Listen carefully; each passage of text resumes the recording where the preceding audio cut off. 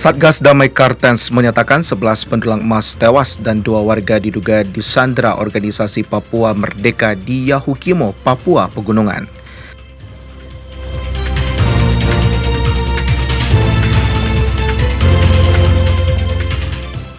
Presiden Prabowo Subianto disambut dengan upacara penyambutan kenegaraan di Istana Turki.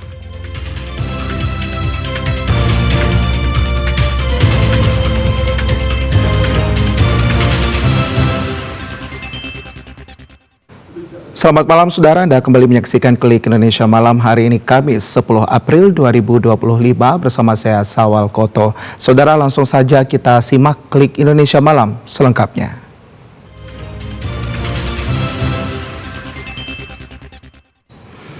Kita ke informasi utama, Saudara. Satgas Damai Kartens menyatakan 11 pendulang emas tewas dan 2 warga diduga disandera oleh organisasi Papua Merdeka atau OPM di Yahukimo, Papua Pegunungan. Tim gabungan TNI dan Polri telah diterjunkan ke lokasi untuk melakukan evakuasi terhadap para korban. Salah satu saksi yang berhasil menyelamatkan diri menyatakan peristiwa ini terjadi pada 6 hingga 7 April 2025 di area pendulangan lokasi 22 dan Muarakum, Kabupaten Yahukimo, Papua Pegunungan. Kasatgas Humas Ops Damai Kartens Kombes Pol Yusuf Sutejo menyatakan korban yang tewas ditemukan dengan sejumlah luka akibat senjata tajam, tembakan, dan panah. Dari 11 korban meninggal dunia, 6 telah berhasil diidentifikasi. Kombes Pol Yusuf Sutejo menjelaskan ada sebanyak 35 penambang emas lainnya berhasil mengungsi dan kini berada dalam pengamanan TNI dan Polri di Kampung Mabul. Namun 8 orang lainnya dilaporkan terpisah dari kelompok dan belum diketahui keberadaannya. Sementara 2 warga diduga menjadi sandera kelompok yang menamakan diri mereka Kodap 16 Yahukimo dan Kodap 3 Dugama. 11 orang yang meninggal dunia masih akan kita identifikasi kembali, karena saat ini dari ODC dan berdampingan dengan TNI akan melakukan proses evakuasi para korban karena medan yang cukup berat. Informasi yang dapat kami terima adalah ada 35 orang pengungsi yang saat ini sudah diamankan di Kampung Mabul di distrik Korowai, Kabupaten Asmat.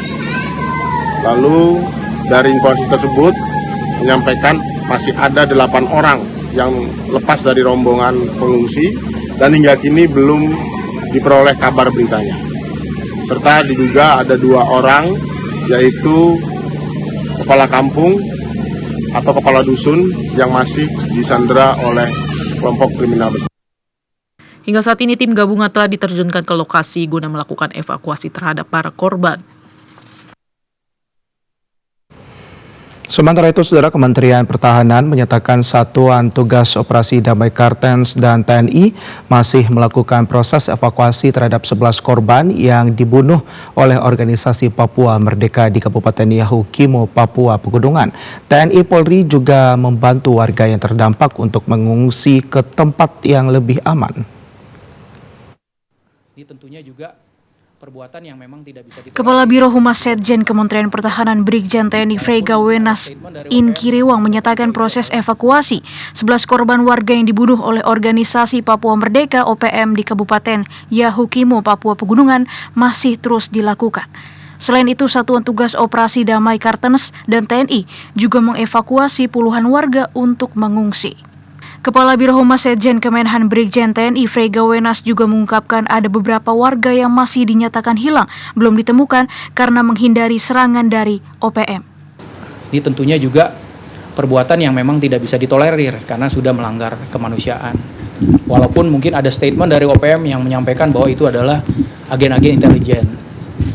Nah, kita makanya dalam proses evakuasi ini memang saat ini mengedepankan kepolisian untuk membuktikan bahwa yang dijadikan korban oleh OPM itu benar-benar adalah warga sipil. Apa yang dilakukan OPM di Yahukimo itu sangat tidak berperi kemanusiaan dan menyasar warga sipil. Jadi propaganda yang dilakukan dengan menyebutkan bahwa itu adalah agen intelijen dari TNI itu sama sekali tidak benar. Kementerian Pertahanan menganggap perbuatan OPM adalah perbuatan yang tidak berperi kemanusiaan. Penyerangan itu bukan hanya melanggar hukum nasional, tetapi melanggar hukum internasional. Kementerian Pertahanan juga menegaskan jika 11 korban tersebut merupakan warga sipil, bukan intelijen TNI. Presiden Prabowo Subianto disambut upacara kenegaraan saat bertemu Presiden Turki Recep Tayyip Erdogan di Istana Kepresidenan Turki. Keduanya akan melakukan pertemuan bilateral dua negara. Presiden Prabowo Subianto mengunjungi Istana Kepresidenan Turki di Ankara setelah berpidato di depan parlemen. Kedatangan Prabowo disambut upacara penyambutan kenegaraan oleh Presiden Turki Recep Tayyip Erdogan.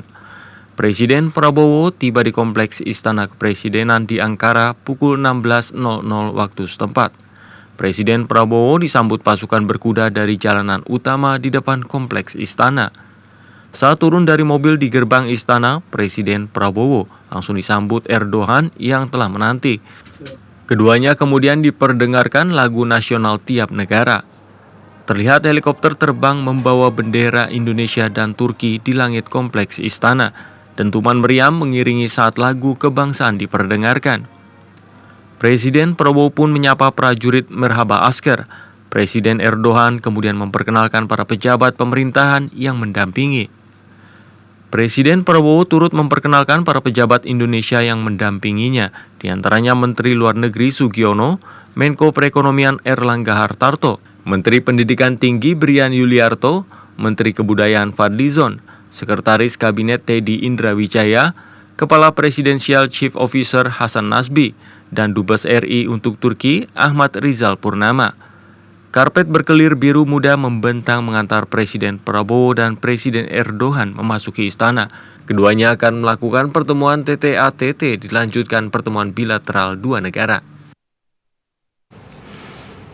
Presiden Prabowo Subianto berpidato di sidang umum Majelis Nasional Agung Turki Kamis waktu setempat. Ini kali pertama Presiden Prabowo berbicara di depan parlemen Turki dan menggunakan bahasa Indonesia. Presiden Prabowo berpidato di sidang umum Majelis Nasional Agung Turki Kamis waktu setempat dengan menggunakan bahasa Indonesia. Presiden Prabowo menyebutkan ini adalah pidato pertama saya sebagai Presiden Republik Indonesia di depan parlemen Turki yang disambut riuh anggota parlemen Turki. Presiden Prabowo menambahkan kunjungannya kali ini spesial karena Turki dan Presiden Recep Tayyip Erdogan adalah sahabat Indonesia. Pada pidatonya yang bersemangat, Presiden Prabowo menyebutkan kunjungan ini bukan sekedar kunjungan kenegaraan. Ini adalah momen pribadi. Saya datang ke sini bukan hanya sebagai seorang presiden, tapi juga sahabat, tuturnya. Setelah memberikan pidato di parlemen Turki, Prabowo akan menghadiri upacara penyambutan kenegaraan di Istana Presiden Erdogan. Prosesi acara akan diawali dengan lagu kebangsaan kedua negara dan inspeksi pasukan. Kemudian dilanjutkan dengan perkenalan delegasi dari kedua negara. Prabowo juga akan melakukan pertemuan empat mata dengan Erdogan. Kedua pemimpin nantinya melanjutkan agenda pertemuan bilateral bersama delegasi masing-masing yang diikuti dengan penandatanganan nota kesepahaman atau MOU di sejumlah sektor. Setelah menyelesaikan kunjungannya di Ankara, Presiden Prabowo dijadwalkan melanjutkan perjalanan ke Antalya untuk menghadiri Antalya Diplomacy Forum atau ADF. Kunjungan ini menjadi tonggak penting dalam mempererat kerjasama strategis antara Indonesia dan Turki di berbagai bidang. Presiden Republik Indonesia Prabowo Subianto menyatakan pemerintahannya sedang memimpin Indonesia menuju transformasi besar dan terbebas dari korupsi. Hal itu disampaikan Presiden Prabowo Subianto saat menyampaikan pidato di hadapan parlemen Turki dalam kunjungan kerjanya ke Ankara, Turki. Presiden Republik Indonesia Prabowo Subianto menyampaikan pidato di hadapan parlemen Turki dalam kunjungan kerjanya ke Ankara, Turki. Presiden Prabowo menyatakan ia sedang memimpin Indonesia menuju transformasi besar. Kepala negara juga menegaskan tidak ingin korupsi merajalela di Indonesia. Karena itu korupsi harus diberantas agar rakyat Indonesia dapat hidup lebih baik. Presiden Prabowo Subianto juga menyatakan Indonesia dan Turki harus bersatu dalam menghadapi situasi global yang tidak menentu. Kepala negara juga mengungkapkan ingin mempererat kerjasama di sejumlah bidang dengan Turki. Hal ini dilakukan untuk membangun kesejahteraan rakyat di kedua negara menuju keadaan yang lebih baik. Presiden Prabowo juga menjelaskan dalam membangun peradaban manusia diperlukan perjuangan agar hak semua bangsa dapat setara. Ia juga optimistis kerjasama antara Indonesia dan Turki dapat memberikan kebaikan bagi dunia.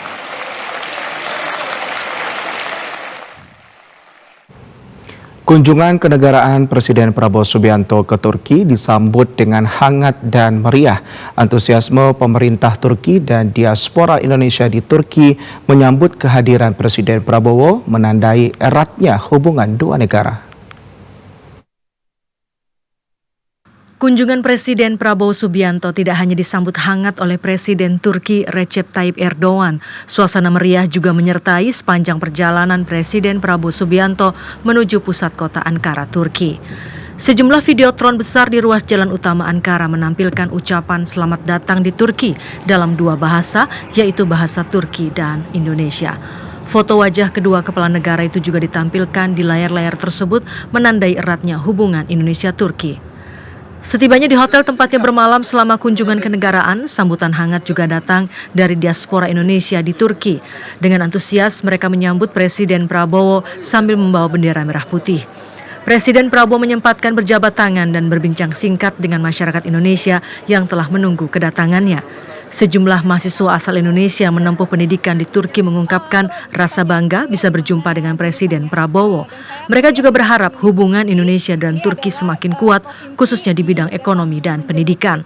Selain memperkuat kerjasama bilateral, momen ini juga mempererat hubungan antara kepala negara dengan masyarakat Indonesia yang berada di luar negeri. Kita ke informasi lainnya, Saudara. Amerika Serikat menunda penerapan tarif impor selama 90 hari kecuali terhadap China setelah kebijakan Presiden Amerika Serikat Donald Trump itu memicu gejolak dan penolakan dari berbagai penjuru dunia. Indeks utama bursa saham Amerika Serikat Wall Street dibuka beragam pada Rabu waktu setempat setelah China mengumumkan lebih banyak pungutan atas barang-barang Amerika Serikat sebagai balasan atas tarif timbal balik Presiden Donald Trump yang mulai berlaku pada hari sebelumnya. Dow Jones Industrial Average turun 257,7 poin, S&P 500 turun 17,5 poin, sementara Nasdaq Composite naik 27,5 poin. Menteri Keuangan Amerika Serikat Scott Bessent menyatakan pada Rabu bahwa ia yakin pemerintahan Trump dapat mencapai kesepakatan tarif dengan sekutu-sekutu Amerika Serikat saat ia bersiap untuk memimpin negosiasi dengan lebih dari 70 negara dalam beberapa pekan mendatang. Tetapi China tetap menjadi pengecualian karena tindakan balasannya. Bessent saat berbicara di konferensi American Bankers Association di Washington DC menyatakan ia akan mengambil peran negosiasi utama dalam negosiasi mengenai tarif Presiden Trump. Kerugian di bursa saham Eropa semakin dalam pada Rabu karena China menaikkan tarifnya atas barang-barang Amerika Serikat lebih dari 2 kali lipat beberapa jam setelah Washington mengumumkan pengenaan tarif 104% terhadap Beijing yang meningkatkan kekhawatiran akan kerusakan ekonomi yang parah akibat perang dagang. Indeks Stoxx 600 Pen Eropa merosot 3,9%. Indeks acuan Jerman yang sensitif terhadap perdagangan DAX turun 3,7%. Presiden Amerika Serikat Donald Trump pada Rabu membela kebijakan perdagangan pemerintahannya dalam serangkaian unggahan di media sosialnya Truth Social, mendorong optimisme dalam ekonomi dan menyebut tarif sebagai langkah positif. Trump juga mengutip CEO JP Morgan Chase Jamie Dimon yang mengatakan memperbaiki perdagangan dan tarif adalah hal yang baik. Unggahan tersebut muncul di tengah gelombang tarif baru yang oleh beberapa analis dinilai dapat mempengaruhi harga konsumen, termasuk harga produk impor. Presiden Trump mengatakan pada Rabu 9 April bahwa ia mengizinkan jeda selama 90 hari sebagai bagian dari rencana tarifnya, tetapi juga menaikkan tarif untuk China menjadi 125% yang berlaku segera. Saudara Menteri Keuangan Republik Indonesia Sri Mulyani menyatakan tarif impor yang diberlakukan pemerintah Amerika Serikat dapat memangkas pertumbuhan ekonomi Indonesia hingga 0,5%. Tarif impor yang berlakukan Amerika Serikat diproyeksi dapat mengurangi potensi pertumbuhan ekonomi Indonesia sebesar 0,3% hingga 0,5%. Namun, jeda atau penundaan 90 hari penerapan pungutan tersebut memberi waktu untuk membahas solusi. Menteri Keuangan Republik Indonesia, Sri Mulyani Indrawati menyampaikan hal itu kepada kantor berita Reuters di Kuala Lumpur, Malaysia hari ini. Menteri Keuangan Sri Mulyani mengatakan Indonesia menyambut baik jeda penerapan tarif impor selama 90 hari karena memberikan kesempatan untuk mengurangi atau menghindari resiko penurunan dari tarif terhadap pertumbuhan ekonomi. Sri Mulyani menjelaskan Indonesia akan menggunakan waktu penundaan tersebut untuk menghasilkan kerangka kerjasama yang saling menghormati oleh negara-negara lain. Sri Mulyani mengatakan tekanan yang terjadi belum lama ini terhadap mata uang rupiah yang berada pada titik terendah sepanjang masa bersifat sementara. Pemerintah Indonesia tetap fokus pada indikator-indikator seperti utang perusahaan dan utang pemerintah terhadap pendapatan domestik bruto atau PDB. Nilai tukar rupiah menguat hingga 0,83% menjadi 16.720 per dolar Amerika Serikat pada perdagangan hari ini. Berdasarkan data infrastruktur pasar keuangan global yang berkantor pusat di London, Inggris, LSEG, rupiah menguat setelah mencapai titik terendah sepanjang masa selama 2 hari berturut-turut sejak pasar dibuka kembali pada hari Selasa 8 April. Saudara, usai jeda pariwara berikut ini kami akan segera kembali. Tetaplah bersama kami di Klik Indonesia Malam.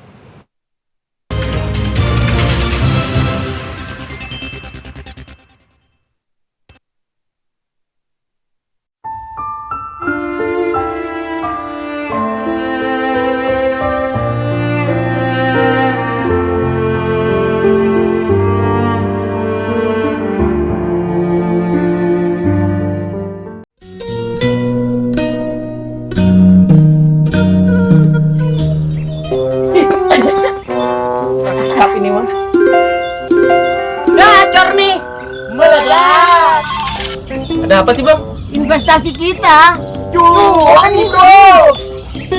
Investasi apaan, Bang? Nih, lo lihat nih.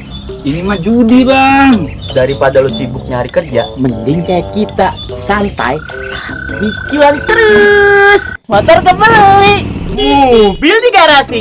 main judi kan nggak boleh, Bang. Jadi penjara. Itu mah teori doang. Mendingan ikut kita. Hai anak muda, jangan berjudi, karena itu haram. Sekarang mah untung, besok-besok malah buntung. Mobil gue ditarik listrik. Motor gue juga nih, Bang. Nah kan, Gawat nih, Bang. Udah yuk, ah. Bang. Jang, Mang Usep, kirain siapa? jangan coba berjudi. Jangan ya, Dek ya. Yang instan itu memang menggiurkan, tapi yang penuh perjuangan, berkah kehidupan. Mantap, Mang Usep.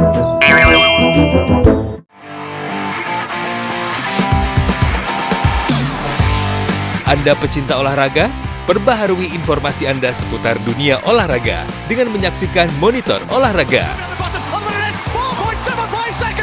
Saksikan Monitor Olahraga setiap hari pukul 00 waktu Indonesia Barat di TVRI Nasional dan TVRI Sport.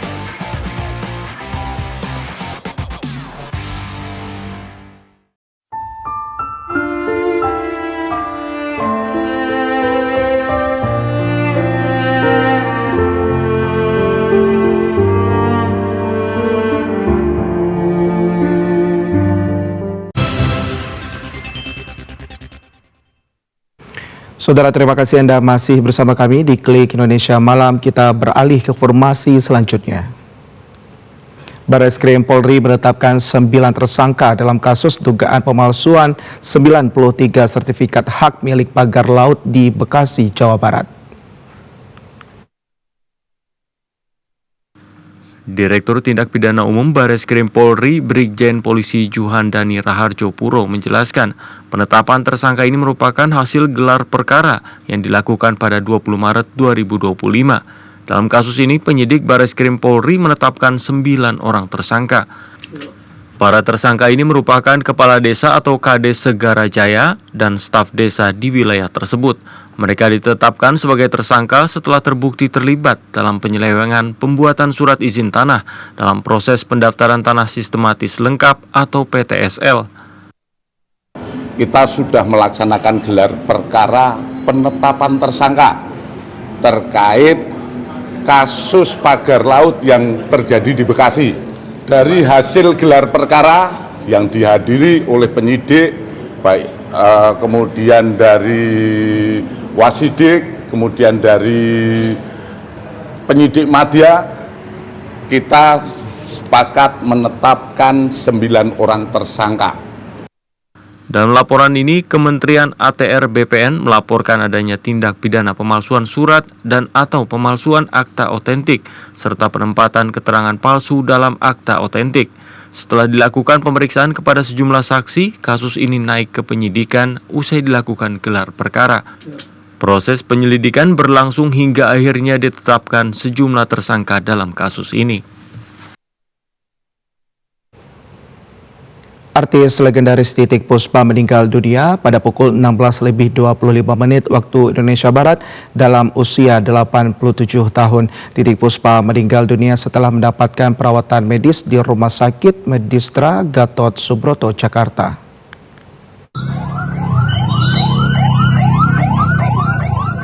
Indonesia kehilangan salah satu legenda musiknya. Titiek Puspa, komposer dan penyanyi legendaris, telah berpulang. Kiprahnya di dunia musik Indonesia selama lebih dari 5 dekade membuatnya dikenal sebagai salah satu figur paling berpengaruh dalam sejarah musik tanah air. Titiek Puspa yang dikenal lewat karya-karya luar biasa seperti Bunga di Tepi Jalan dan Keagungan Tuhan telah meninggalkan warisan musik yang mendalam bagi bangsa Indonesia. Beliau tidak hanya dikenal sebagai seorang penyanyi, tetapi juga sebagai komposer yang menginspirasi banyak generasi muda dalam dunia musik. Sebagai penghibur yang telah memberikan kontribusi besar untuk perkembangan musik Indonesia, kepergian Titiek Puspa adalah kehilangan yang sangat dalam.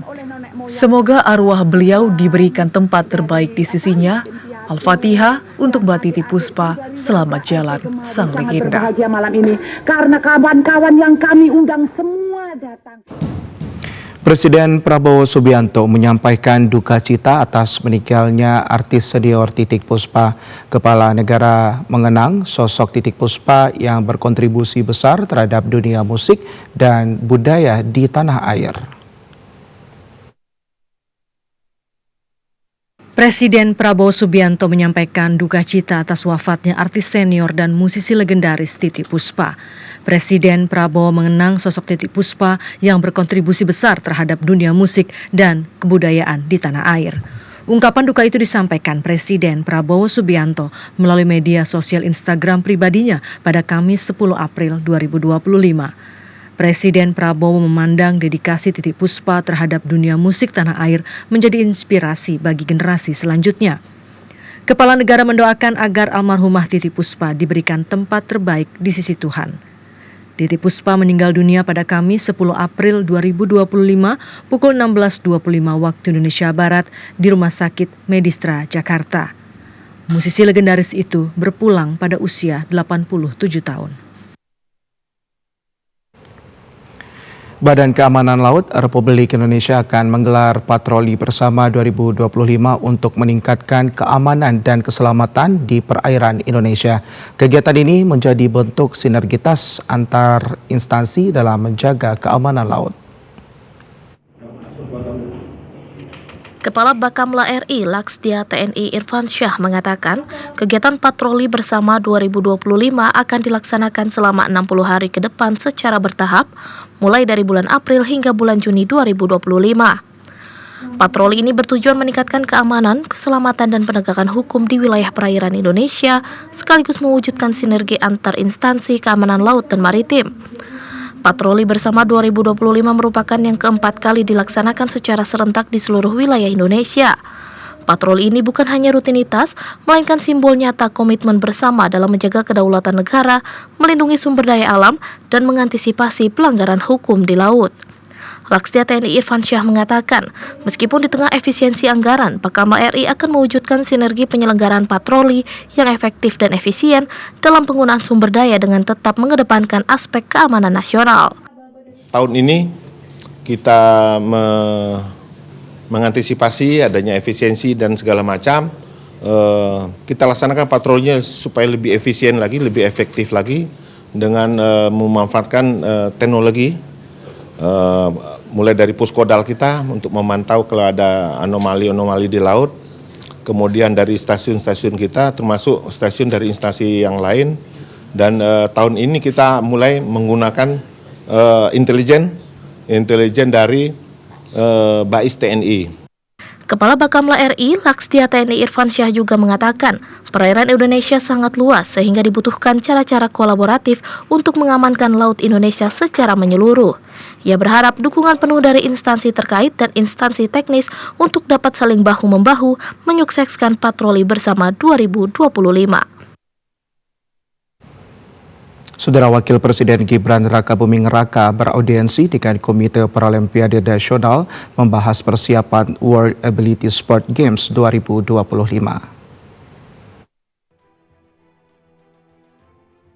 Wakil Presiden Gibran Rakabuming Raka menerima kedatangan National Paralympic Committee atau Komite Paralimpiade Nasional NPC untuk beraudiensi membahas sejumlah hal, antara lain persiapan penyelenggaraan World Ability Sport Game 2025 yang akan diselenggarakan pada 11 hingga 21 September 2025.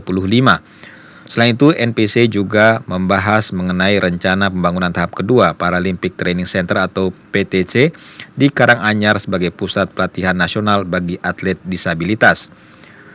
Wakil Menteri Pemuda dan Olahraga atau Wamenpora Taufik Hidayat menjelaskan, Wapres Gibran akan melaporkan kepada Presiden Prabowo Subianto guna mendapatkan arahan tindak lanjut dan dukungan sesuai dengan kebutuhan. Ada World Ability Game sebagai tuan rumah. Itu yang pertama akan diadakan di Jakarta tanggal 11 sampai 21 September ini. Yang kedua, mereka mau arahan juga atas venue di Karanganyar. Karena ada beberapa memang yang belum terrealisasikan, terselesaikan juga. Dan yang ketiga mengenai Peparnas. Ada berbarengan dengan PON tahun 2028 nanti. Karena pas di bidding di awal itu kan NTT, NTB untuk Peparnas mereka tidak bersedia kan, jadi mohon solusinya. Wapres Gibran Rakabuming Raka juga menekankan pentingnya kolaborasi antara pemerintah pusat dan pemerintah daerah dalam mendukung persiapan dan pelaksanaan World Ability Sport Games 2025. Ia menilai sinergi lintas sektor dan lintas wilayah sebagai faktor krusial agar seluruh aspek penyelenggaraan, mulai dari infrastruktur hingga pelayanan kepada atlet dan delegasi, dapat berjalan optimal. KASA Award 2025 kembali digelar oleh TNI Angkatan Udara untuk memberikan apresiasi kepada jurnalis media yang telah memberikan kontribusi positif terhadap opini tentang TNI AU.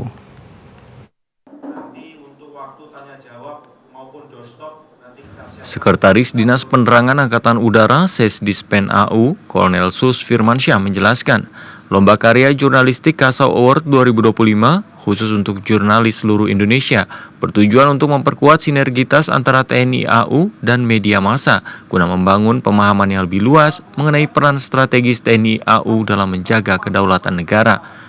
Tema KASA Award 2025 adalah TNI AU yang ampuh, adaptif, modern, profesional, unggul dan humanis, menginspirasi melalui karya dan dedikasi untuk negeri dengan melombakan beberapa kategori. Kasub Dispenum Dispen AU, Kolonel Penerbang Didi Setia menjelaskan, kategori yang dilombakan meliputi kategori isu strategis untuk media cetak dan media online, kategori isu humanis untuk media cetak dan media online, kategori program news televisi untuk media televisi, kategori program feature TV untuk media televisi, dan kategori foto jurnalistik untuk jurnalis media cetak dan online. Materi lomba dapat dikumpulkan oleh para jurnalis mulai 10 April hingga 7 Mei 2025. Sesuai dengan kategori masing-masing, semua bisa ikut. Makanya tadi dijelaskan, mengirimkan karyanya pun tidak hanya satu, boleh 2, 3, 4, 5 yang menurut rekan-rekan media memang bagus, sesuai dengan kriteria, sesuai dengan kategori yang kita minta, kirimkan aja sebanyak-banyaknya. Untuk hadiah bagi para pemenang juara 1, masing-masing kategori mendapat uang pembinaan Rp15 juta. Juara 2 mendapat hadiah pembinaan Rp12.500.000 dan juara ketiga Rp10 juta serta menerima trofi dan piagam penghargaan. Penyerahan hadiah bagi juara pertama dijadwalkan akan diserahkan langsung oleh Kepala Staf TNI Angkatan Udara Marsikal TNI Tony Haryono pada Puncak Kasa Award 2025 tanggal 27 atau 28 Mei 2025 di Gedung Serbaguna Suharnoko Harbani, Mabes TNI Angkatan Udara. Saudara, informasi tadi sekaligus mengakhiri perjumpaan kita di Klik Indonesia Malam. Saya Sawal Koto mewakili seluruh kerabat kerja bertugas pamit undur diri dari hadapan Anda. Terima kasih atas kebersamaannya. Selamat malam, selamat beristirahat dan sampai jumpa.